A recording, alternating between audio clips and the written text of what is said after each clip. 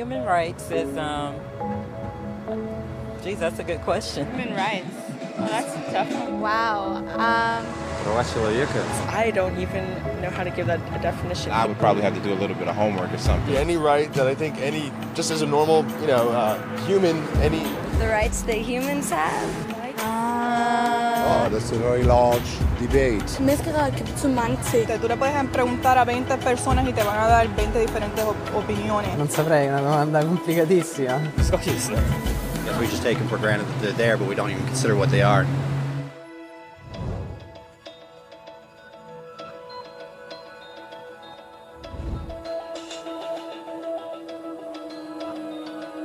Los derechos humanos son los derechos que tienes simplemente por ser humano. Es la forma en que instintivamente esperas que se te trate y el trato que mereces como persona, como el derecho a vivir en libertad, hablar con franqueza y ser tratado con igualdad. Hay muchos tipos de derechos. La mayoría tienen que ver con cierto grupo. Pero los derechos humanos son los únicos que le corresponden absolutamente a todo el mundo en todas partes. Eso significa niños, gente mayor, pobres, jugadores de básquet, basureros, cantantes de rap, maestros, africanos, indios, albanos, cristianos, musulmanes, cabalistas, ateos, tu madre, tu padre, el vecino y tú. Todos tienen los mismos derechos humanos exactos. En otras palabras, son universales. Pero la cuestión sigue en pie. ¿Qué son? Name the human rights? What the human rights are? The right to live. Equality between all peoples. Right to religion, the right to... Is there supposed to be a list somewhere I should be aware of? De acuerdo con las Naciones Unidas, hay un total de 30 derechos humanos, que generalmente se agrupan y se llaman simplemente derechos humanos. Se enumeran en la Declaración Universal de los Derechos Humanos, que es el documento sobre el tema más aceptado en el mundo. Pero llevó mucho tiempo para que llegaran. Al principio no había derechos humanos. Si estabas con la gente adecuada, estabas a salvo. Si no, no lo estabas. Pero entonces Ciro el Grande decidió cambiar todo eso. Tras conquistar Babilonia, hizo algo completamente revolucionario. Anunció que todos los esclavos podían irse en libertad. También dijo que la gente era libre de elegir su religión, sin importar de qué grupo fueran parte. Documentaron sus palabras en una tablilla de arcilla, conocida como el cilindro de Ciro, y así sin más nacieron los derechos humanos. La idea se extendió rápidamente, hasta Grecia, la India y al final hasta Roma. Se dieron cuenta de que la gente seguía de forma natural ciertas leyes, incluso aunque no se les dijera que las siguieran. Llamaron a esto derecho natural, pero siguió siendo pisoteado por quienes se encontraban en el poder. No fue hasta 1000 años más tarde en Inglaterra donde finalmente hicieron que el rey estuviera de acuerdo en que nadie podía invalidar los derechos de la gente, ni siquiera un rey. Los derechos de la gente fueron finalmente reconocidos y estaban ahora a salvo de los que estaban en el poder. Hasta cierto punto. Todavía hizo falta que un grupo de rebeldes británicos declarara su independencia antes de que el rey entendiera que todos los hombres han sido creados iguales. Es decir, no es que a él le gustara la idea, sino que no pudo pararles, y así nació América. Los franceses siguieron inmediatamente con su propia revolución por sus propios derechos. Su lista era más larga e insistían en que esos derechos no eran solo inventados, eran naturales. El concepto romano de derecho natural se había convertido en derechos naturales. Por desgracia, no todo el mundo estaba tan entusiasmado. En Francia, un general llamado Napoleón decidió derrocar la nueva democracia francesa y se coronó a sí mismo emperador del mundo. Y casi tuvo éxito.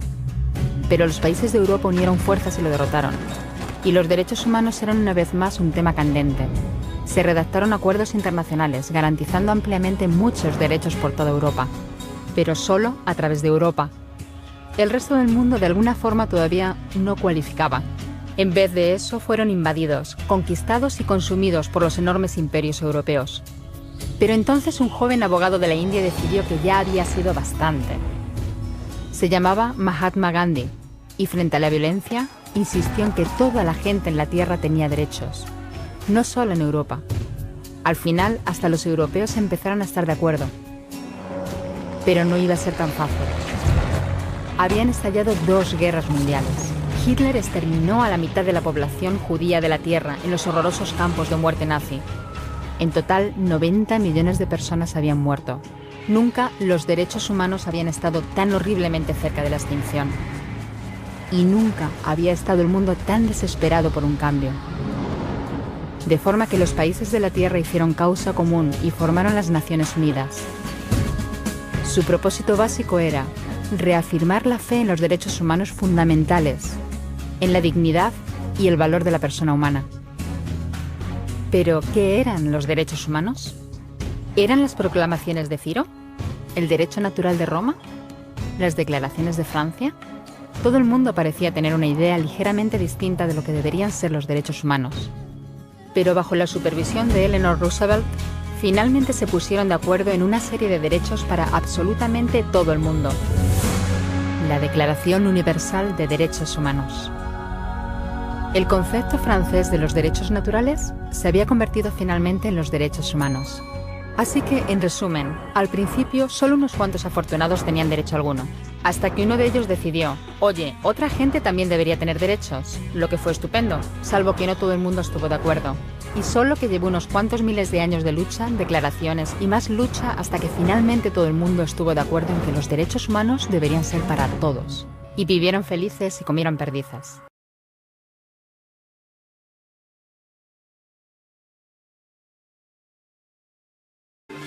El mundo está formado por diversas culturas, países y personas. Sin embargo, más allá de las diferencias, existe un rasgo común fundamental. Todos los seres humanos nacen libres e iguales en dignidad y derechos. Así reza el artículo 1 de la Declaración Universal de Derechos Humanos del 10 de diciembre de 1948.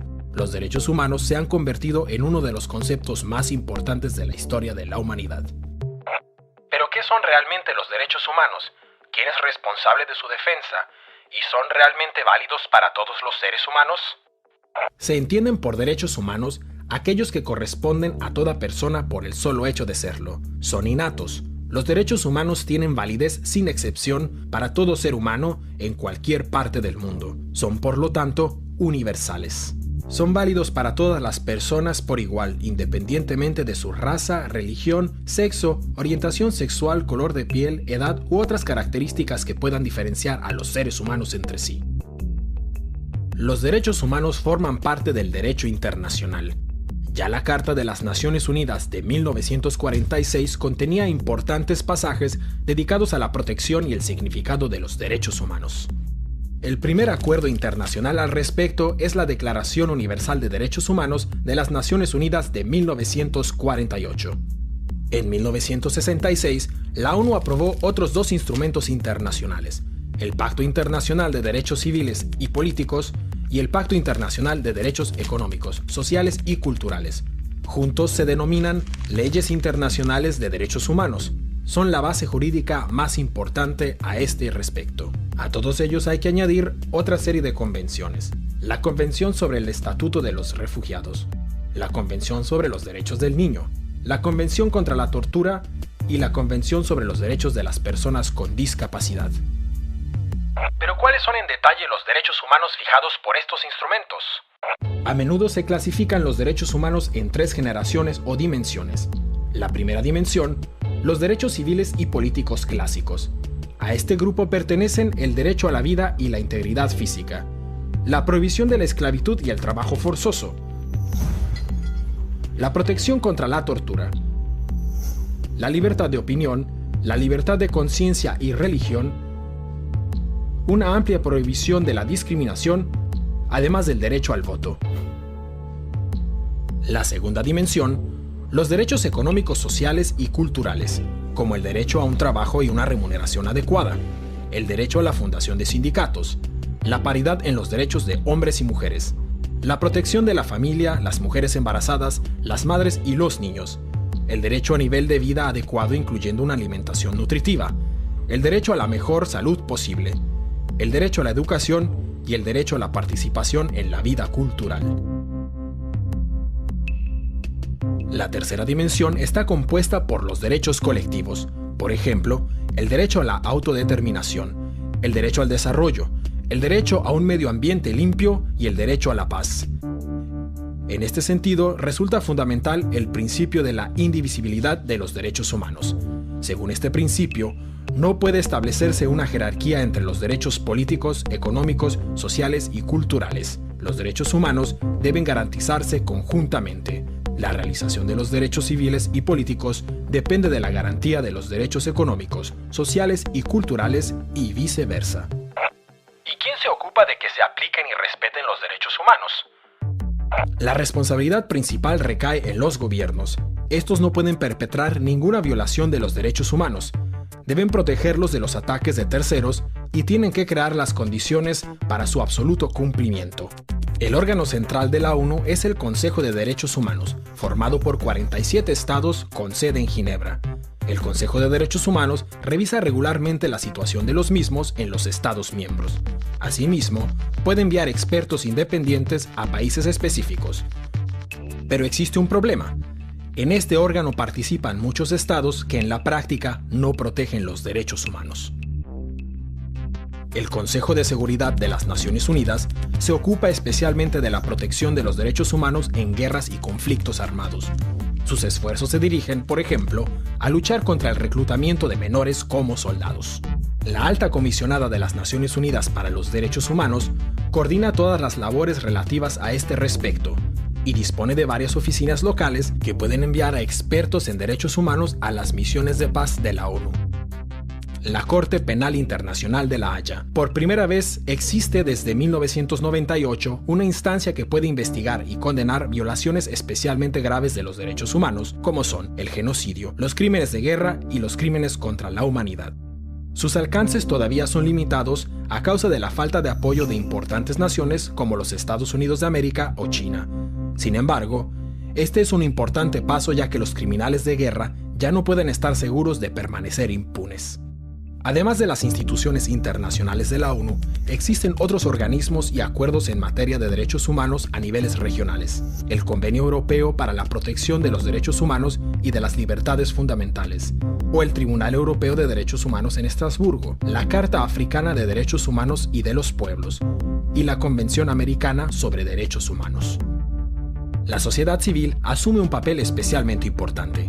Las organizaciones no gubernamentales como Amnistía Internacional o Human Rights Watch se encargan de vigilar en todo el mundo el respeto de los derechos humanos y de llamar la atención sobre violaciones a los mismos. Mediante su presencia en la opinión pública, ejercen presión sobre los gobiernos. Asimismo, participan en el desarrollo de las bases jurídicas. ¿Pero existen controversias en materia de derechos humanos? Sí, sobre todo dos aspectos son controvertidos.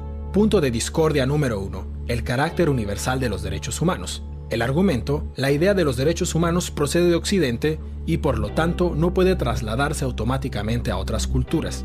Es verdad, el origen y la extensión de la idea de los derechos humanos están unidos al desarrollo cultural y las tradiciones. Pero también es cierto que ningún ser humano desea ser torturado o discriminado a causa del color de su piel o su religión. Toda persona aspira a poder expresar su opinión libremente, sin miedo a ser perseguido. Todo ser humano desea vivir una vida digna bajo un techo y sin sufrir hambre ni sed. Y todos estos deseos están recogidos en el concepto de universalidad de los derechos humanos. Cabe destacar que la universalidad se pone en tela de juicio por estados o grupos responsables de violaciones de los derechos humanos.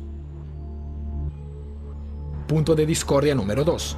Los estados occidentales son acusados de utilizar los derechos humanos como excusa para atacar militarmente a otros países al mismo tiempo que violan los derechos humanos. La realidad es que ningún estado garantiza por completo los derechos humanos. También en los estados occidentales existen violaciones de los derechos.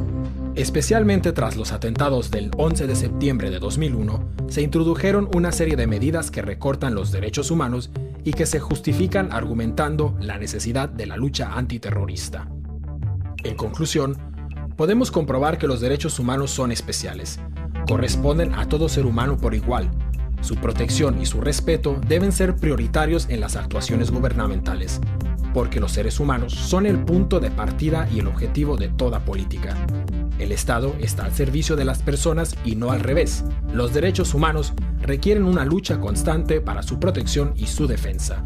Solo si respetamos los derechos humanos podremos asegurar la paz y la estabilidad a largo plazo.